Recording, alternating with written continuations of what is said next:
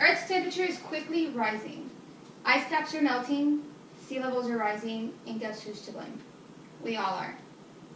Hi, my name is Jessica Garcia, and today I will be telling you all about climate change and what you can do to help what's going on here on Earth. An article on howstuffworks.com states that Americans generate 210 million tons of trash or solid waste per year. So just imagine what those landfills look like, and there's not only one, there are plenty, and that's just the U.S. That's not including trash from any other country here on Earth. I personally recycled most of my life. Growing up, my mom always had two separate bins of trash. She had a beige one for our regular trash, and then she had another beige one that looks exactly the same, where she would make us throw out our plastics and stuff. Sometimes she'd even make us rinse out our little aluminum cans whenever she'd use tomato sauce and things like that. Recycling, composting, and using alternative forms of transportation are all ways y'all can help reduce your carbon footprint. Recycling is one of the more simple ways that you can help. You can start by, just like I mentioned earlier, you can go out and buy a separate trash bin. It doesn't have to be a blue one or a green one or anything special that even says recycling on it. All you have to do is know which one is for recycling and which one is for regular food. So you're not going to go out and throw your leftover food out in your recycling bin. This fact I thought was pretty interesting. So one aluminum can that is recycled can help generate 3 hours of TV power. So we recycle one can. Just imagine how many episodes we can watch of our favorite show. And then another thing, although recycling is simple, and all it is really you separate your plastics from your food, there are ways to do it. You can't just get a battery and throw it out in your recycle bin because there's a special way or a certain place that you need to take them to. So things you can recycle, for example, would be paper. You can recycle cardboard, magazines. You can do aluminum cans. If you have phone books, you can't just throw them in the recycle bin.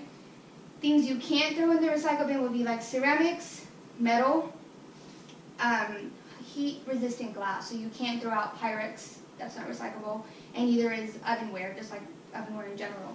And one that I thought was very interesting was plastic caps. So once you're done with the water bottle, you can't just toss it out in the recycle bin. You need to remove the cap, that goes in the regular trash, and the plastic actual bottle goes into the recycling bin. Composting is a way to break down the organic materials in all our waste. So if we have a big old bag of trash that is going to be thrown in the trash can, there are certain things in that bag that can be turned into compost, and that is fed back to the environment. It's mainly fed to farms and garden, which it helps our vegetation, helps the vegetables, helps the fruit, which is all a big old circle because it comes back to us and helps our food. We have better food when we have recycling. An article on recyclingrevolution.com states that every year, each American throws out about 1,200 pounds of organic waste that can be composted. So a lot of this waste, we don't necessarily separate it because composting is not a popular thing. But if we learn more about it, then we can have a third bin where we can throw our composting. Like, for example, banana peels is one thing that is quick with that. Automobiles release a crazy amount of toxins into the air. If you think about China, think it's one of the most overpopulated places on Earth. Think about how many people live there, how many people drive cars. If you look up a simple picture of China, you can see how thick the air looks and compare it to here in America or just anywhere in general. And China is not the only place. There are so many countries out there that are crazy pollution. Leaving your car at home reduces greenhouse gas emissions by almost 1,600 pounds per year. And I know it's a lot easier said than done. Like, hey, I'm just going to leave my car at home and walk to the grocery store. It's not ideal, but it helps everything around us. Other forms of transportation would be maybe if you're close enough to work, you can either ride your bike there or ride your bike to, let's say if you need to go to the grocery store, all you need to get is one item, it won't hurt to ride your bike. Plus it'll help your exercise, get your exercise in. Another thing you can do if you're not too far from where you need to go, you can just walk there. Benefits both. You can do longboards, scooters, skateboards, whatever you need. Maybe mopeds, I guess if you need it, but you don't really want to use mopeds.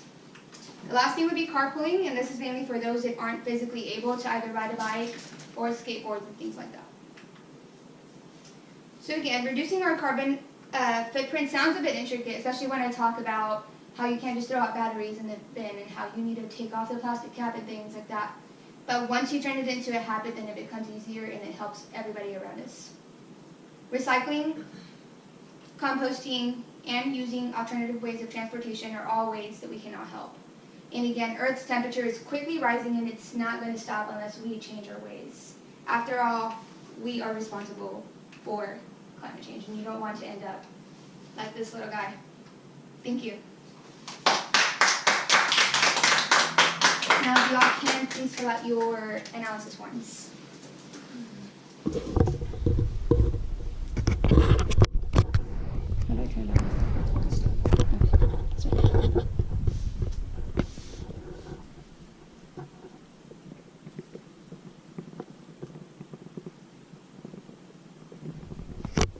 Okay, you can stop it. GoPro, stop recording.